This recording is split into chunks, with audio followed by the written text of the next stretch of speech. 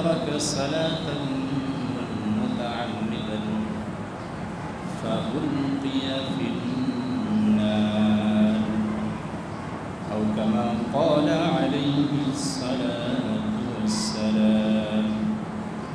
وقال الله تعالى في شان حبيبه إن الله وملائكته يصلون على النبي يا أيها الذين آمنوا صلوا عليه وسلموا تسليما. شكر محمد شكر نعمة الدركوري اللهم صل على محمد وعلى آل محمد كما صليت على إبراهيم وعلى آل إبراهيم إنك حميد مجيد. اللهم بارك على محمد وعلى آل محمد كما باركت على إبراهيم وعلى آل إبراهيم إنك حميد مجيد. سبحانك لا علم لنا إلا ما علمتنا إنك أنت العليم الحكيم. আলহামদুলিল্লাহ, লাখো কোটি প্রশংসা সেই মহান রব্বুল ইজ্জাতের দরবারে, যে মহান রব্বুল আলামিন আমাদেরকে অত্যন্ত ভালোবেসে মহাব্বত করে সাইয়্যিদুল আইয়াম জুমার দিন জুমার নামাজ আদায়ের লক্ষ্যে সবার আগে আগে মসজিদে এসে কোরআন এবং হাদিসের আলোকে কিছু কথা বলার এবং শোনার সুযোগ করে দিয়েছেন। সুস্থ শরীরে সুস্থ মস্তিষ্কে মসজিদে আসার তৌফিক দান করেছেন। এই জন্য সে রব্বুল ইজ্জাতের দরবারে কালিমাতুশ শুকর আদায় করি, সকলেই বলি আলহামদুলিল্লাহ। লাখো কোটি দরুদ ও সালাম বর্ষিত হোক সে মহামানবের উপরে, যিনি মানবতার মুক্তির দূত, সাইয়্যিদুল আম্বিয়া রাহমাতুল লিল আলামিন, যার আনিত আদর্শ আমাদের মুক্তির পথ। সে মহামানবের উপরে একবার দরুদ প্রেরণ করি সাল্লাল্লাহু আলাইহি ওয়াসাল্লাম। মুআজ্জাজ হাজিরিন, বিগত কয়েক জুমা ধরে আমাদের আলোচনা চলছিল মসজিদ কি ও কেন, আল্লাহ তাআলা মসজিদ কেন বানিয়েছেন, রাসূল সাল্লাল্লাহু আলাইহি ওয়াসাল্লাম বা মসজিদ কি কারণে বানিয়েছেন, আর আমরাই বা মসজিদ কেন বানাচ্ছি। আজকে আমাদের আলোচ্য বিষয় থাকবে নামাজের গুরুত্ব। যেহেতু মসজিদ ইতিপূর্বে আমরা শুনে আসছি আল্লাহ রাব্বুল আলামিন মসজিদ বানিয়েছেন ইবাদতের জন্য। পৃথিবীতে মানুষ বানানোর পূর্বে, মানুষ পাঠানোর পূর্বে আল্লাহ রাব্বুল আলামিন মসজিদ নির্মাণ করেছেন এই জন্য যে যাতে করে মানুষ আল্লাহ তাআলার ইবাদত বন্দেগী ঠিক মতো করতে পারে। আল্লাহ রাসূল সাল্লাল্লাহু আলাইহি ওয়াসাল্লাম যেখানেই যেতেন সর্বপ্রথম সেই জায়গায় তিনি আগে মসজিদ নির্মাণ করতেন। ফর এক্সাম্পল, গত সপ্তাহে আমরা শুনেছি মসজিদে কওবা, মসজিদ নববী, আল্লাহ রাসূল সাল্লাল্লাহু আলাইহি ওয়াসাল্লামের হাতে করা মসজিদ। এই মসজিদটা কেন বানানো হয়েছিল সেটা আমরা জানি। গত সপ্তাহে আমরা সম্পর্কে আলোচনা শুনেছি। আজকে আমাদের দেশসহ পৃথিবীর বিভিন্ন দিকে মসজিদ বানানো হচ্ছে, বিভিন্ন জায়গায় মসজিদ বানানো হচ্ছে কোটি কোটি টাকা খরচ করে। আমার মনে হয় শুধু জুমার নামাজের জন্য। কি বলেন? আপনারা কষ্ট পাবেন আজকে আলোচনা শুনলে, বুঝতে পারছি আপনারা একটু বেজার হচ্ছেন, হলেও কিছু করার নাই। এত কোটি কোটি টাকা খরচ করে মসজিদ বানানো হচ্ছে শুধু কি জুমার নামাজের জন্য?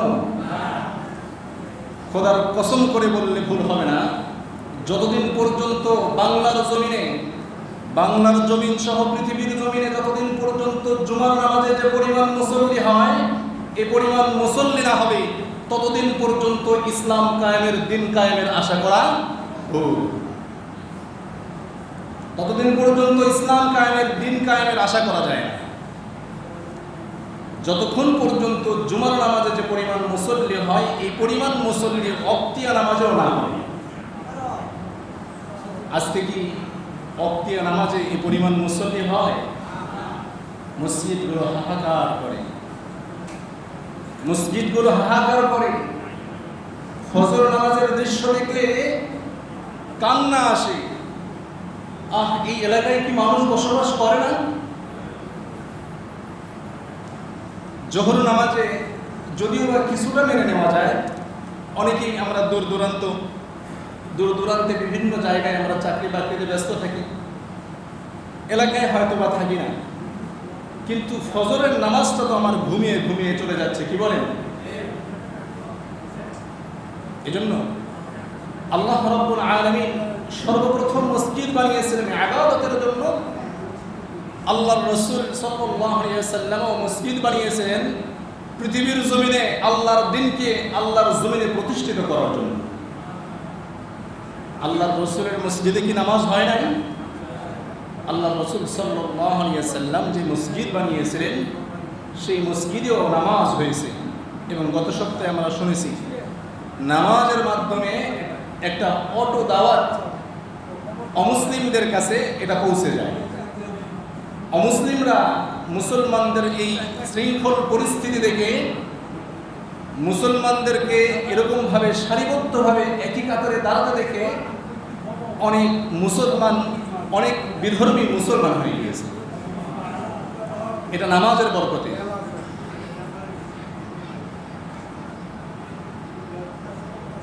এটা তো হয় না।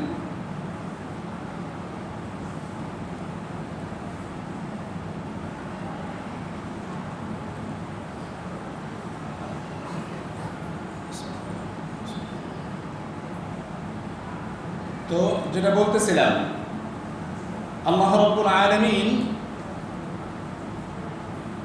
মানুষদেরকে সৃষ্টি করেছেন তার ইবাদতের জন্য, তার গোলামি আর দাসত্ব করার জন্য।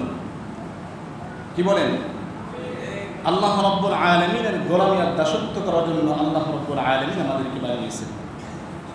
আল্লাহ রাব্বুল আলামিন সে কথাই সূরা যারিয়াত এর 56 নম্বর আয়াতের মধ্যে বলতেছেন, ওমা খালাকাতুল জিন্না ওয়াল ইনসা ইল্লা লিয়াবুদুন। আমি মানুষ এবং জিন জাতিকে সৃষ্টি করেছি একমাত্র আমার গোলামি আর দাসত্ব করার জন্য। একমাত্র আমার গোলামি করার জন্য আর দাসত্ব করার জন্য আমি মানুষদেরকে বানিয়েছি, জিনদেরকে বানিয়েছি শুধুমাত্র আমার দাসত্ব আর গোলামি করার জন্য। আজকে আমরা দুনিয়ার মোহে পড়ে, দুনিয়ার ভালোবাসায় পড়ে আমরা আল্লাহ রাব্বুল আলামিনকে ভুলে গেছি। আল্লাহ রাব্বুল আলামিন যেই পরিকল্পনা করে রেখেছেন সেটাও আমরা ভুলে গেছি। আচ্ছা বলেন তো, আমরা সবাই কেউ না কেউ কোনো না কোনো পরিকল্পনা করতেছি, কি বলেন? সবাই পরিকল্পনা করতেছে কি করতেছে না? আমাদের পরিকল্পনা বাস্তবায়ন হবে এর কোনো গ্যারান্টি আছে? আল্লাহ রাব্বুল আলামিন যেই পরিকল্পনা করে রেখেছেন সেটা 100-এ 100 বাস্তবায়ন হবেই হবে, হবে না? আল্লাহ তাআলা যেই পরিকল্পনা করে রেখেছেন সেটা অবশ্যই বাস্তবায়িত হবে, বাস্তবায়ন হবে। আমরা হয়তো বা পরিকল্পনা করতেছি আমার বয়স যখন 30 বছর হবে আমি চাকরি বাকরি শুরু করব, আমার বয়স যখন 40 থেকে 50 বছর হবে আমি বাড়ি গাড়ি ব্যাংক ব্যালেন্স করব, এবং 50-এর পর থেকে আমি আরামে বসে বসে খাবো।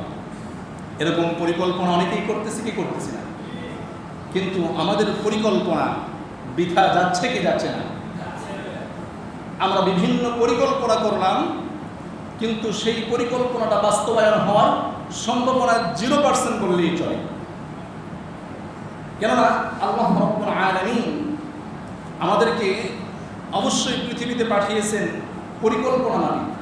পরিকল্পনা করে আমাদেরকে পাঠিয়েছেন। আমরা কে কখন আসবো, কে কখন কি করব এবং কে কখন এই পৃথিবী থেকে চলে যাব, এই পরিকল্পনা আল্লাহ তাআলা করেই আমাদেরকে দুনিয়াতে পাঠিয়েছেন।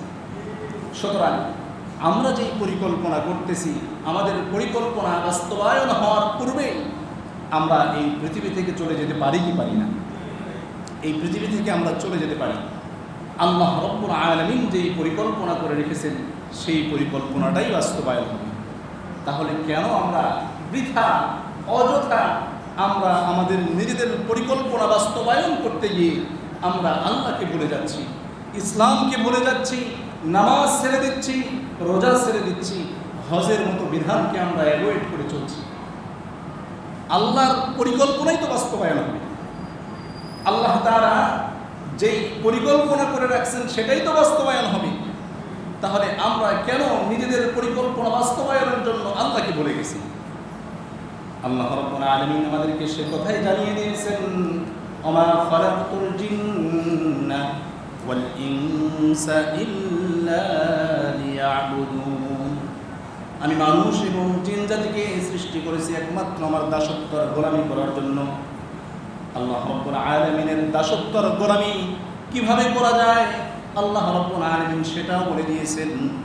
কোনো মানুষ যদি ইসলাম ধর্ম গ্রহণ করে, এমনকি কোনো ব্যক্তি যদি 3:30টার সময় ইসলাম গ্রহণ করেছে, নামাজের আর মাত্র 5 মিনিট বাকি আছে, জোহরের ওয়াক্ত আর মাত্র 5 মিনিট বাকি আছে, ওই ব্যক্তি ইসলাম গ্রহণ করার পরে সর্বপ্রথম যেই কাজ তাকে করতে হবে সেটা হচ্ছে তাকে সালাত আদায় করতে হবে। তাকে কি করতে হবে? সালাত আদায় করতে হবে। আর আল্লাহ রাব্বুল আলামিনের সামনে এই সালাত আদায়ের মাধ্যমে নিজেকে গোলামের পরিচয় দিতে হবে। কেননা এই নামাজ হচ্ছে আসসালাতু হিয়া রাসুল ইবাদা। সমস্ত ইবাদতের মধ্যে এই সালাত হচ্ছে, নামাজ হচ্ছে ইবাদতের মাথা। কেননা কোনো ব্যক্তি যদি নামাজ না পড়ে, কোনো ব্যক্তি যদি তার নামাজ না পড়ে আল্লাহ তাআলার সামনে গোলামের পরিচয় দিতে চায়, সে কখনো গোলাম হতে পারে না, সে মনিবকে কখনো স্বীকার করতে পারে না। কেননা যখন কোনো ব্যক্তি নামাজের জন্য দাঁড়িয়ে গেল, দাঁড়িয়ে যাওয়ার সঙ্গে সঙ্গে তাকে যেই কাজটা করতে হয়, সর্বপ্রথম 2টি হাত তাকে উঠাতে হয়। 2টি হাত তখনই উঠায় যখন পুলিশ কোনো বেশি যেই ব্যক্তি ক্রাইম করে, এই ক্রাইম করা ব্যক্তিকে যখন পুলিশ ধরে, সর্বপ্রথম সে সারেন্ডার করে। সারেন্ডার করে এ কথা বোঝায়, আমি আর কিছুই করব না, আপনারা আমাকে যেদিকে যেতে বলবেন আমি সেদিকেই যাব। কি বলেন? পুলিশ যখন কোনো আসামি ধরে, আসামি ধরার পরে পুলিশ আসামি কিন্তু সর্বপ্রথম আগে 2টি হাত উঁচু করে। তো এই 2টি হাত আমরা নামাজের শুরুতে উঁচু করে আমরা এই স্বীকৃতি দিচ্ছি যে আমরা আল্লাহ আপনি যা বলবেন আমরা সেটাই মেনে নিলাম। এটাই হচ্ছে গোলামীর পরিচয়। এরপরে আমরা যখন নামাজে দাঁড়িয়ে গেলাম, নামাজে দাঁড়ানোর সঙ্গে সঙ্গে কেউ বুক উঁচু করে দাঁড়ানোর সাহস নাই। সে এলাকার বড় চেয়ারম্যান, মেম্বার, এলাকার সব থেকে বড় বাড়িওয়ালা, টাকাওয়ালা, এই ব্যক্তি চাইলেই বুক উঁচু করে আল্লাহর সামনে দাঁড়াবার সাহস নাই। আল্লাহর সামনে যখন দাঁড়াবে, আল্লাহ রাব্বুল আলামিনের সামনে দাঁড়ানোর সঙ্গে সঙ্গে ওই ব্যক্তিকে সর্বপ্রথম মাথাটাকে আগে নত করতে হবে। কি বলেন? নামাজে দাঁড়ানোর পরে উপরের দিকে তাকিয়ে যদি নামাজ পড়ি, নামাজ হবে? তাকে কি করতে হবে? গোলামীর স্বীকৃতি দিতে হলে ওই ব্যক্তিকে আগে মাথা নত করতে হবে। আল্লাহ রাব্বুল আলামিনের সামনে এভাবে সে দাঁড়িয়ে গেল, দাঁড়িয়ে যাওয়ার পরে মাথাকে নত করে আল্লাহ রাব্বুল আলামিনকে এই গোলামীর স্বীকৃতি দিচ্ছে। এমনকি সে কিছুক্ষণ পরে আবার সে রুকুতে চলে গেল। রুকুতে যাওয়ার মাধ্যমে আল্লাহ রাব্বুল আলামিনকে এই কথাই জানান দিচ্ছে, হে আল্লাহ আপনি মহাপবিত্র, আপনার পবিত্রতা বর্ণনা করতেছি, আপনি মহান মনিব, আপনার সেই মনিবের পরিচয় আমি দিচ্ছি আপনার সামনে মাথা নত করে। এরপরে সে মাথাটা উঠিয়ে আবার যখন সেজদায় চলে গেল, সেজদায় গিয়ে ওই ব্যক্তি আল্লাহ রাব্বুল আলামিনের কাছে মাথা নত করে গোলামের পরিচয় দেয় কি দেয় না?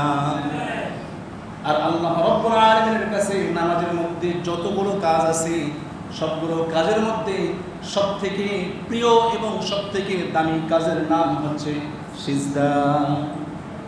সিজদা হচ্ছে আল্লাহ রাব্বুল আলামিনের কাছে সবথেকে দামি একটা জিনিস। কোনো ব্যক্তি যদি আল্লাহ রাব্বুল আলামিনকে মনিব হিসাবে মেনে নেয়, নিজেকে গোলামের স্বীকৃতি দিতে চায়, তাহলে ওই ব্যক্তিকে সিজদায় দিয়ে মাথা নত করে আল্লাহ রাব্বুল আলামিনের বরত্ব প্রকাশ করতে হয়। হয় কি হয় না? এভাবে যখন কোনো বান্দা আল্লাহ রাব্বুল আলামিনের গোলামি স্বীকার করে নেবে, আল্লাহ রাব্বুল আলামিনের কৃতজ্ঞতা জ্ঞাপন করতে থাকবে, আল্লাহ রাব্বুল আলামিনের বরত্ব, আল্লাহ রাব্বুল আলামিনের মহত্ব প্রকাশ করতে থাকবে, আল্লাহ রাব্বুল আলামিন মনে করছেন আমাদেরকে ভুলে যাবে? আল্লাহ রাব্বুল আলামিন আমাদেরকে ভুলবে না। হযরত ইউসুফ আলাইহিস সালাম যখন ত্রাণমন্ত্রী, উনি যখন খাদ্যমন্ত্রী, উনি খাবার বিলি করছে, এমত অবস্থায় একজন যুবক এসে বলছে আমাকেও খাবার দিন। যুবককে খাবার দেওয়া হলো, যুবক আবার বলে জিদনি, আমাকে আরো বাড়িয়ে দিন। আবার তাকে বাড়িয়ে দেওয়া হলো, আবার সেই ব্যক্তি বলল জিদনি, আমাকে আরো বাড়িয়ে দিন। ওই ব্যক্তিকে আবার বাড়িয়ে দেওয়া হলো। এইভাবে কয়েকবার বারবার ইউসুফ আলাইহিস সালামকে বলতে লাগলেন আমাকে বাড়িয়ে দিন, আমাকে বাড়িয়ে দিন। এমত অবস্থায় হযরত ইউসুফ আলাইহিস সালাম বলতে লাগলেন, হে যুবক, তুমি কে? তুমি দেখছো না সবাইকে একটা পরিমাণ মতো, সবাইকে এক পরিমাণে দেওয়া হচ্ছে, তুমি বারবার কেন বাড়িয়ে চাচ্ছ? বারবার কেন তুমি বাড়িয়ে চাও? ওই যুবক তখন উত্তর দিলেন, হে ইউসুফ, আল্লাহর পয়গম্বর, আমি যে আপনার কাছ থেকে বারবার বাড়িয়ে চাচ্ছি, আপনি তো মাত্র আমাকে 2 থেকে 2.5 কেজি পরিমাণে বাড়িয়ে দিচ্ছেন। 2 থেকে 2.5 কেজি পরিমাণ বাড়িয়ে দিচ্ছেন। আপনি যদি আমার পরিচয় জানতে পারেন, আপনি 2 কেজি 2.5 কেজি নয়, বরং শত শত মন আমাকে দিলেও আপনার তৃপ্তি হবে না। তখন ইউসুফ আলাইহিস সালাম ওই যুবককে বললেন, হে যুবক, অবশ্যই তাহলে আমার এক্সাইটেড আরো বেড়ে গেল, আমার জানার কৌতূহল আরো বেড়ে গেল। তুমি কে আমি জানতে চাই, তোমার পরিচয়টা আমাকে বলো। ওই যুবক তখন বলতে লাগলেন, হে আল্লাহর পয়গম্বর ইউসুফ, আপনি যখন জুলাইখার আক্রমণে পড়ে গিয়েছিলেন, জুলাইখার যখন আপনার সম্মানহানি করতে লেগেছিল, এমত অবস্থায় আপনার পবিত্রতা বর্ণনা করার জন্য কেউ সেখানে সাক্ষী ছিল না। আমি ছোট্ট বাচ্চা, আমি সাক্ষী দিয়ে আপনার পবিত্রতা বর্ণনা করেছিলাম। আপনার পুত পবিত্রতার বর্ণনা আমি ছোট্টবেলায় করেছিলাম, আমি সেই যুবক। ইউসুফ আলাইহিস সালাম তখন বললেন, 1 কেজি নয়, 2 কেজি নয়, 2.5 কেজি নয়, তাকে শত শত মণ পরিমাণ, তার যে পরিমাণ লাগে তাকে বাড়িয়ে দাও। ইউসুফ আলাইহিস সালামের যদি একবার পুত পবিত্রতা বর্ণনা করার কারণে ইউসুফ আলাইহিস সালাম ওই যুবককে এই পরিমাণ বাড়িয়ে দিতে পারেন, তাহলে যেই বান্দা প্রতি ওয়াক্তে নামাজে আল্লাহ রাব্বুল আলামিনের পুত পবিত্রতা বর্ণনা করবে, সুবহান রাব্বিয়াল আযীম, সুবহান রাব্বিয়াল আযীম, সুবহান রাব্বিয়াল আ'লা, সুবহান রাব্বিয়াল আ'লা, এভাবে প্রতিটা রাকাতে সে যদি সর্বনিম্ন 3 বার করেও বলে, 3 বার যদি এক রাকাতে যদি একটা রুকু হয়, 2টা সিজদা হয়, তাহলে 9 বার ওই ব্যক্তি আল্লাহ রব্বুল আলামিনের পবিত্রতা বর্ণনা করতেছেন।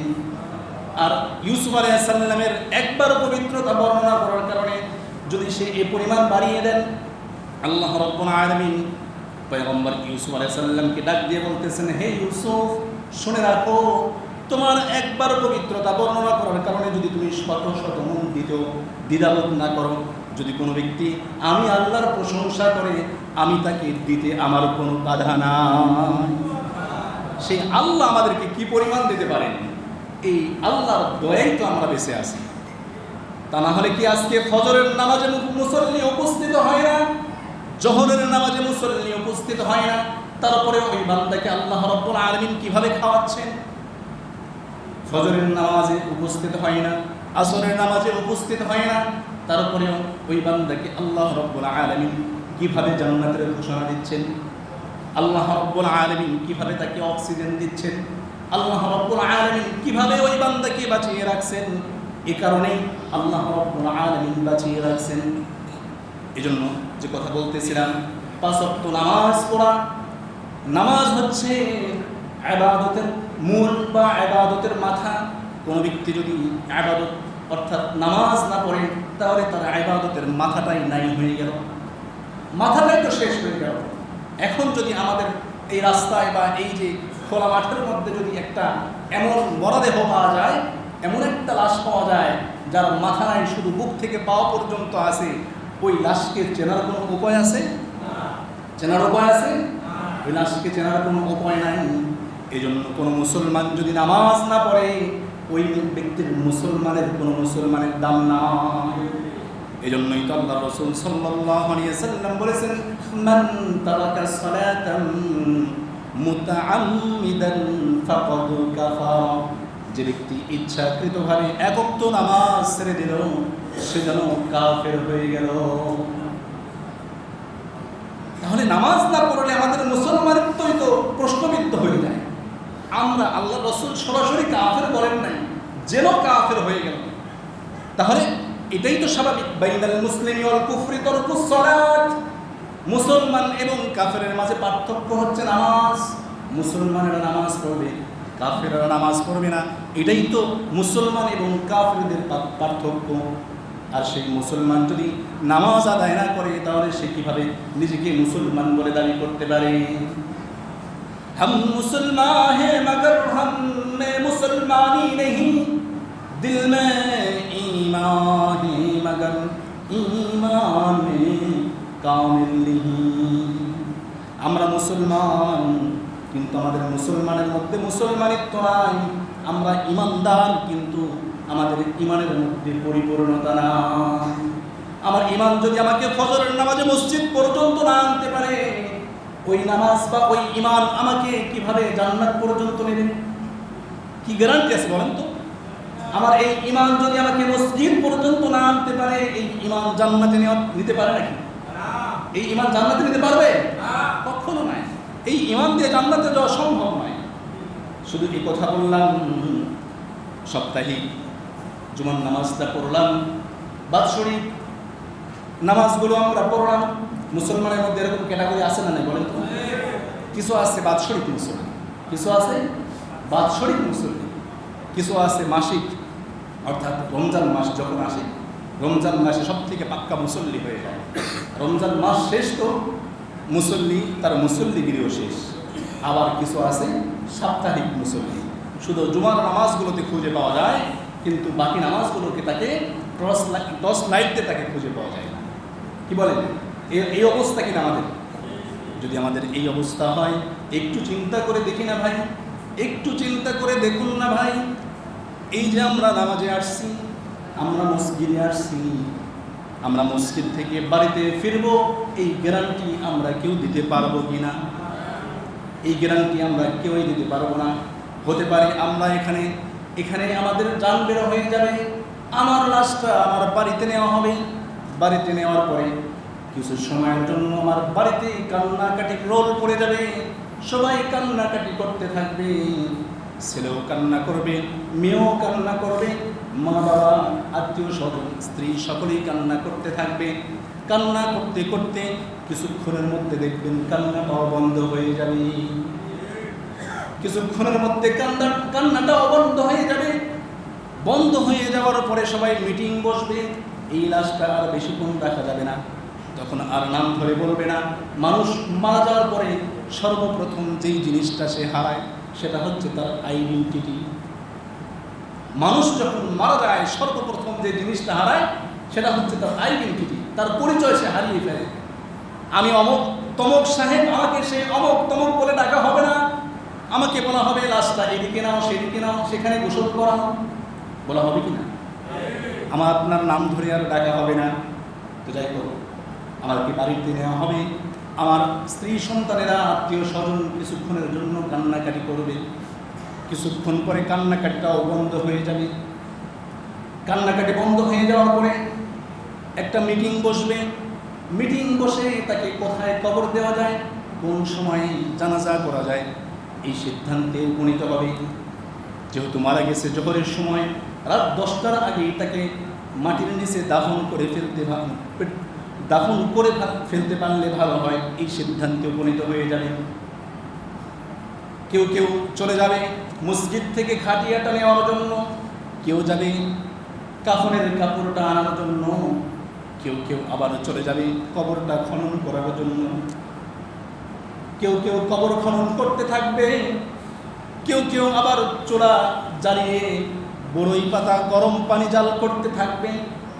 ওই গরম পানি দিয়ে আমাকে শেষবারের মতো গোসল করানো হবে, এবং যে গোসলটা করানো হবে এই গোসলটা আমি নিজে ইচ্ছায় করতে পারবো না। আমি এখন চাইলেই বিভিন্ন ব্র্যান্ডের শ্যাম্পু দিয়ে, বিভিন্ন ব্র্যান্ডের সাবান দিয়ে আমি গোসল করতে পারি, কিন্তু যখন আমার মরা দেহটা পড়ে থাকবে, নিথর দেহটা পড়ে থাকবে, ওই সময় কোনো ব্র্যান্ডের সাবান দিয়ে আমাকে গোসল করানো হবে না, অতি সাধারণ একটা সাবান দিয়ে আমাকে গোসল করানো হবে। গোসল শেষে আমাকে কাফনের কাপড়ের মধ্যে জড়ানো হবে, মুখটা খুলে রাখা হবে, আত্মীয় স্বজন আসতে থাকবে আর দেখতে থাকবে। আত্মীয় স্বজনেরা আসবে, দেখবে, কিছুক্ষণ কান্না করবে, তারপরে আবার চুপ হয়ে যাবে। এভাবে আমার লাশটাকে জানাজার দিকে নিয়ে যাওয়া হবে। জানাজায় নিয়ে যাওয়ার পরে সকলে মিলে জানাজা শেষ করবে। জানাজা সম্পন্ন হওয়ার পরে আমার লাশটা কবরের মধ্যে নামানো হবে। কবরের মধ্যে লাশটা নামানোর পরে ওখানে আমাকে চাটিয়া দিয়ে, বাঁশ দিয়ে আমাকে শেষবারের মতো, জনমের মতো বিদায় দিয়ে সকলেই বাড়িতে চলে আসবে। যখন সবাই বাড়িতে চলে আসবে, বাড়িতে আসার পরে আমি একাকিত্বর ঘর, সাববিচ্ছুর ঘর, আমি যে দামি খাটে ঘুমিয়েছিলাম, কত দামি জাজিমের উপরে আমি ঘুমিয়েছি, কত দামি ম্যাট্রেসের উপরে আমি ঘুমিয়েছি, কত দামি দামি বিছানা চাদর নিয়ে আমি ঘুমিয়েছি।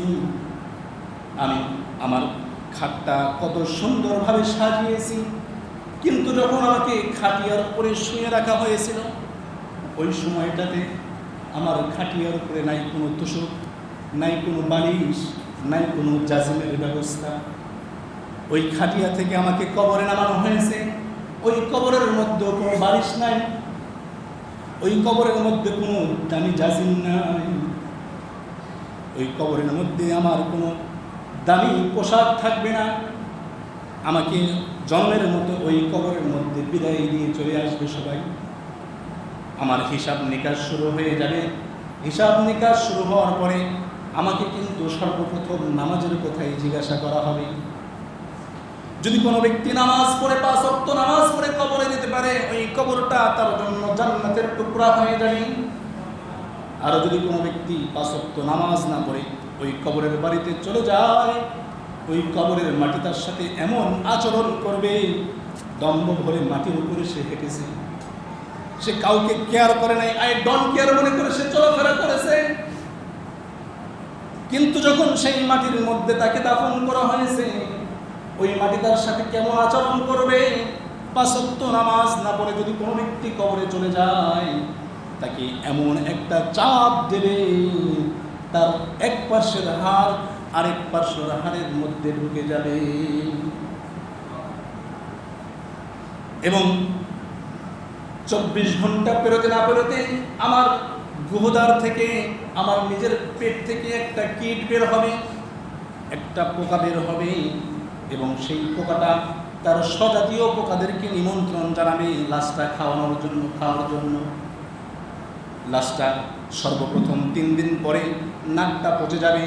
6 থেকে 9 দিনের মধ্যে তার নখগুলো খুলে পড়বে, চুলগুলো সব খুলে পড়বে। 15 থেকে 30 দিনের মধ্যে তার পেটটা বাস্ট হয়ে যাবে। 30 থেকে 60 দিনের মধ্যে তার শরীরের মধ্যে এক টুকরা গোশত অবশিষ্ট থাকবে না, শুধু হাড্ডি আর কঙ্কাল করে থাকবে। 90 দিন পরে তার হাড্ডির একটা জয়েন্টও ঠিক মতো থাকবে না, প্রতিটা হাড়ের জয়েন্ট 360টা জয়েন্ট তার ঘুরে যাবে। কিসের এত অহংকার, কিসের এত বাড়ির জন্য, কিসের এত গাড়ির জন্য, কিসের সন্তানের জন্য, কিসের স্ত্রীর জন্য আপনি আপনার নামাজ কাজা করছেন? আপনি এই স্ত্রীর ভরণ পোষণ দেওয়ার জন্যই, সন্তানকে ভরণ পোষণ দেওয়ার জন্যই তো চাকরি বাকরি করছেন। আমি আপনি যখন কবরে চলে যাব, ওই সময় আমার সন্তান আমার সাথে যাবে না, আমার স্ত্রীও সাথে যাবে না, আমার আত্মীয় স্বজন কেউ আমার সাথে যাবে না। একাকিত্বের ঘর আমাকে একাই কাটাতে হবে। ওই জায়গার কথা মনে করে হলেও 5 ওয়াক্ত নামাজে আসুন। আজকে বর্তমানে এমন একটা পরিস্থিতি চলছে, যখন শীতকাল আসে ফজরের নামাজে আমরা এই কথা বলি, শীতের দিন ঠান্ডা পানি দিয়ে কীভাবে উজু করব। শীতের দিনে আমরা কুম্বলের নিচ থেকে, লেপের নিচ থেকে আমরা উঠতে চাই না। আমাদের চোখটা ফজরের সময় আরও বেশি করে লেগে যায়।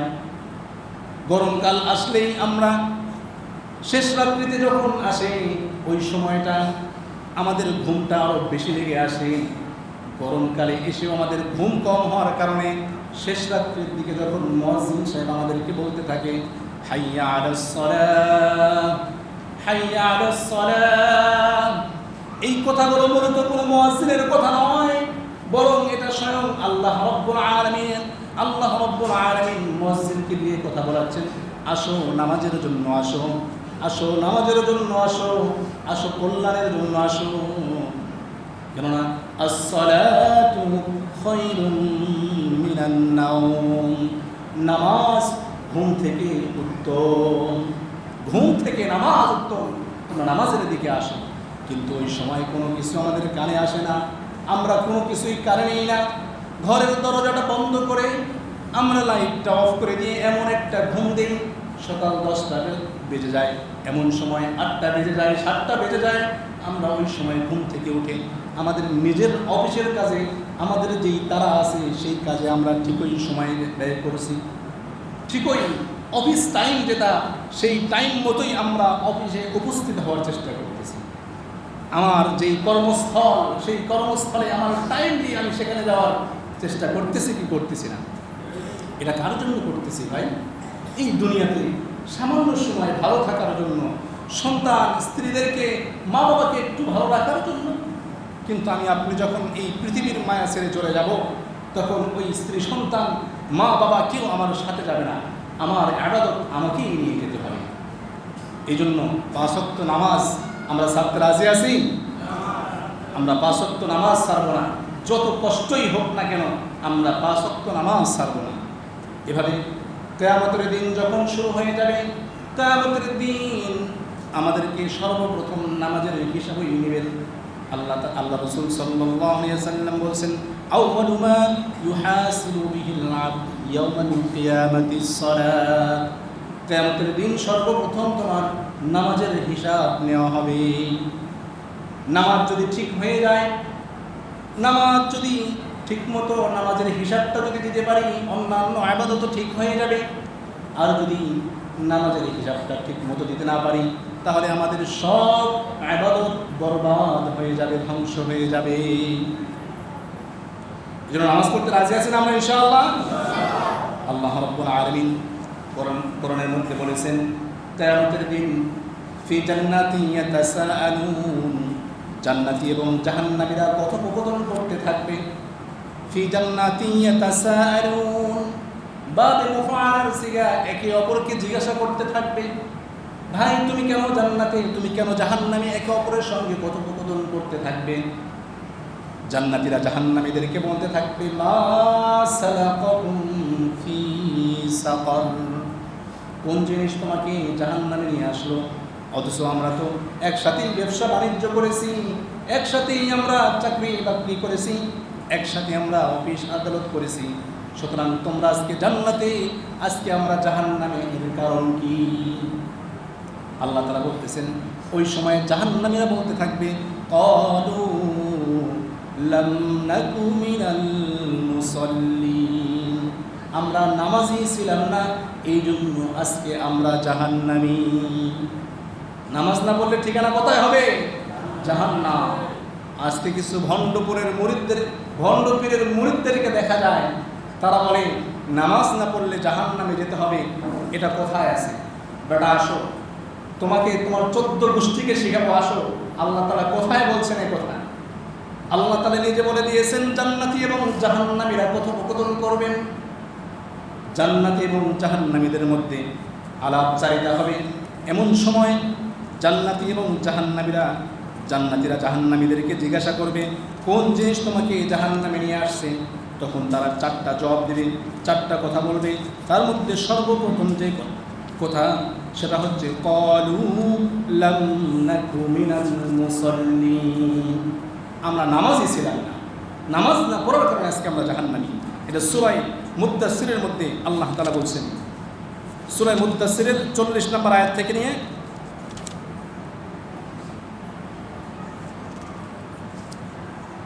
মুদ্দাসসিরের লাগাতার কয়েকটা আয়াতের মধ্যে এই আলোচনা আল্লাহ রাব্বুল আলামিন করছেন। সুতরাং যারা নামাজ না পড়বে তারা বিলকুল জাহান্নামী, তারা জাহান্নামে যাবে। সূরা মুদ্দাসসিরের 40, 41, 42, 43, 44, 45, 46 এবং 47 নম্বর আয়াতের মধ্যে এই কথাটা আসছে, জান্নাতি এবং জাহান্নামীরা কথোপকথন করবে। এই জন্য নামাজ না পড়লে জাহান্নামী। তাহলে আমরা কিভাবে আশা করি যে আমরা জান্নাতে যাব? কিভাবে আশা করি আমরা এটা? কিন্তু যদি আমরা নামাজ পড়ি, আল্লাহ রাব্বুল আলামিন আমাদেরকে জান্নাতের ঘোষণা দিয়েছেন। আল্লাহ রাব্বুল আলামিন সূরা মুমিনুন, এই সূরার মধ্যে কথা বলেছেন। সূরা মুমিনুনের 8, 9 এবং 10 নম্বর আয়াতের মধ্যে বলছেন, ওয়াল্লাযীনা হুম লিআমানাতিহিম ওয়া আহদিহিম রাউন ওয়াল্লাযীনা হুম আলা সালাওয়াতিহিম ইউহাফিজুন, যারা নামাজের হেফাজত করবে, যথাযথভাবে নামাজ আদায় করবে। উলাইকা হুমুল ওয়ারিসুন, তারা হচ্ছে ওয়ারিস হয়ে যাবে। কিসের ওয়ারিস হবে? আল্লাযীনা ইয়ারিসুনাল ফিরদাউস, জান্নাতুল ফিরদাউসের ওয়ারিস তারা হয়ে যাবে। ওয়ারিস কি? অটো সম্পত্তির মালিক হয়ে যাওয়া। বাবার আছে অনেক টাকা পয়সা, বাবা মারা যাওয়ার সঙ্গে সঙ্গে সন্তান অটোই এই সম্পদের মালিক হয়ে যায়। তো কোনো ব্যক্তি যদি নামাজ ঠিকমতো আদায় করে, ওই ব্যক্তি জান্নাতে যেতে পারবে। নামাজ পড়লাম না, জান্নাতে যাওয়ার আশা আমরা কীভাবে করি? কিভাবে এটা আমরা করি? আল্লাহ তাআলা তাদের ব্যাপারেই বলতেছেন, তারা শুধু জান্নাতেই যাবে না, বরং আল্লাযীনা ইয়ারিসুনাল ফিরদাউস হুম ফিহা খালিদুন, সেখানে তারা চিরকাল অবস্থান করতে থাকবে। তাহলে আজকে বর্তমান সময়ে যে মসজিদগুলো বানানো হচ্ছে, এটা কি শুধু জুমার নামাজের জন্য বানানো হচ্ছে? কিন্তু আমাদের অবস্থা তো তাই বলে। ওই যে কথায় আছে না, স্বামী ভাত দিবে কিনা কিলেই বোঝা যায়। কি বলে? স্বামী ভাত দেবে কিনা এটা কিলেই বোঝা যায়। তো আমরা যাই বলি না কেন, আমাদের আচরণে, আমাদের চলাফেরা তো এটাই বলতেছে। বর্তমান মসজিদগুলো শুধুমাত্র জুমার নামাজের জন্যই বানানো হচ্ছে। আমরা ফজরের নামাজের সময় মসজিদ হাহাকার করি, এক কাতার পূর্ণ হয় না। কি আফসোস! এমন হতে পারে না যে ফজর নামাজ আমি কাজা করে দিলাম, জোহরের পরে আমার জানাজা হবে? এক গায়ক এটা খুব সুন্দরভাবে ফুটিয়ে তুলছে। কেমন করে করো তুমি ফজর করো কাজা, এমন তো হতে পারে জোহরে জানাজা। হতে পারে কিনা? ফজর আমি কাজা করে দিলাম, জোহর তো আমার জানাজা হতে পারে। তাহলে আমি কিভাবে ফজরের নামাজ, আমি ইশারের নামাজ, জোহরের নামাজ আমি কাজা করে দিচ্ছি? আমরা আজ থেকে আমরা আল্লাহ রাব্বুল আলামিনকে সাক্ষী রেখে আমরা এই সংকল্পবদ্ধ হয়ে যাই, আমরা আজ থেকে 5 ওয়াক্ত নামাজ আর কাজা করব না। সবাই হাত উঠিয়ে আল্লাহকে দেখাই, আমরা কারা কারা 5 ওয়াক্ত নামাজ পড়ব। ফাঁকে ফাঁকে দেখেন কে কে হাত উঠায় নাই, তারা নামাজে আসবে না। দেখেন কে কে হাত উঠায় নাই। আল্লাহ রাব্বুল আলামিন আমাদের সবাইকে 5 ওয়াক্ত নামাজের জন্য কবুল করে নিক, আমিন। এবং আল্লাহ তাআলা আমাদেরকে জান্নাতুল ফিরদাউসের সবাইকে একসাথে যাওয়ার তৌফিক দান করুন। ওয়া আখির দাওয়ানা আলহামদুলিল্লাহি রাব্বিল আলামিন। আমরা সুন্নাত নামাজ পড়ি, সুন্নাত নামাজ পড়ি।